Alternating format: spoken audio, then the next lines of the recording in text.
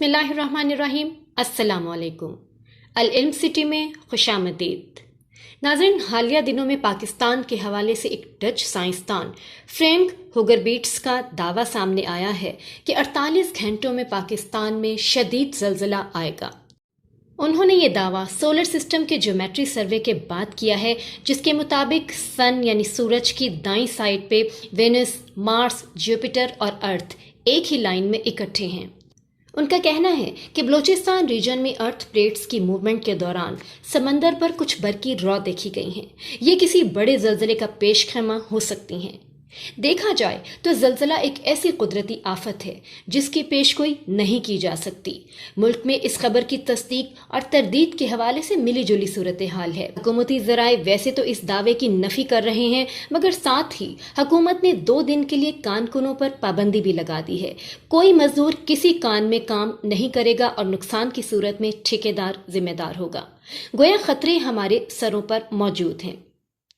नाजरीन, ये दौर हार्प टेक्नोलॉजी का दौर है। हम पहले भी आपको हार्प टेक्नोलॉजी के बारे में तफसील से बयान कर चुके हैं कि किस तरह इस टेक्नोलॉजी का इस्तेमाल करते हुए मसनूई तौर पर ज़लज़ला पैदा किया जा सकता है। आज हम आपको ये बताएंगे कि वो क्या एहतियाती तदाबीर हैं जो आपको ज़लज़ला आने से पहले इख्तियार करनी चाहिए, और कौन सी ऐसी एहतियाती तदाबीर हैं जो आप ज़लज़ले के दौरान इस्तेमाल कर सकते हैं, और ज़लज़ला आने के बाद कौन से काम किए जा सकते हैं। तो सबसे पहले आपको वो तदाबीर बताते हैं जो आपको ज़लज़ला आने से पहले हाई अलर्ट के तौर पर करनी चाहिए। सबसे पहले आपको आग बुझाने वाले आलात का बंदोबस्त करके रखना चाहिए। इसके साथ ही फर्स्ट एड किट और रोशनी के लिए इस्तेमाल होने वाली बैटरीज का बंदोबस्त रखना चाहिए। दूसरे नंबर पर आपको ये सीखना है कि ऐसे मौके पर फर्स्ट एड देने का क्या तरीका है।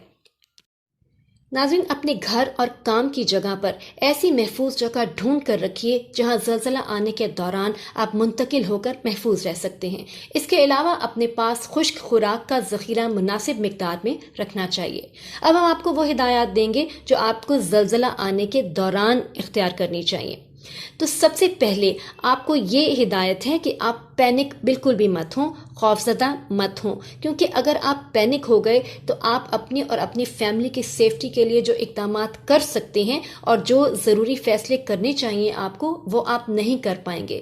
तो आप पैनिक मत हों, थोड़ा सा पुरसकून अपने आप को रखने की कोशिश करें। आप ऐसी बिल्डिंग से दूर रहिए जिसके गिरने का खदशा हो सके तो किसी खुली जगह पर आ जाएं। बिजली के तारों और किसी भी किस्म के ईंधन और गैस लाइनों से दूर रहें। दरवाजे के करीब दीवारें, घर के बाहर की चारदीवारी, खंबे और दरख्त गिरने का इम्कान ज़्यादा होता है, लिहाजा इनसे भी दूर रहें।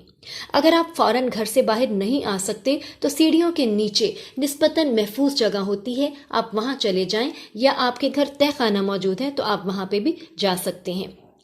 अगर आपको शिद्दत के ज़लज़ले का सामना करना पड़ा है और आपके आसपास कोई ज़ख्मी मौजूद हैं तो आप ज़रूर उनकी मदद कीजिए। नाज़रीन, ये मालूमात आपको कितनी मुफीद लगी आप हमें कमेंट्स में लिखकर ज़रूर बताइएगा। वीडियो ज़्यादा से ज़्यादा शेयर कीजिएगा ताकि दूसरे लोग भी ये एहतियाती तदाबीर इख्तियार कर सकें। नाज़रीन, हम ज़लज़ले को रोक नहीं सकते, मगर इसके नुकसानात को एहतियाती तदाबीर इख्तियार करके कम ज़रूर कर सकते हैं।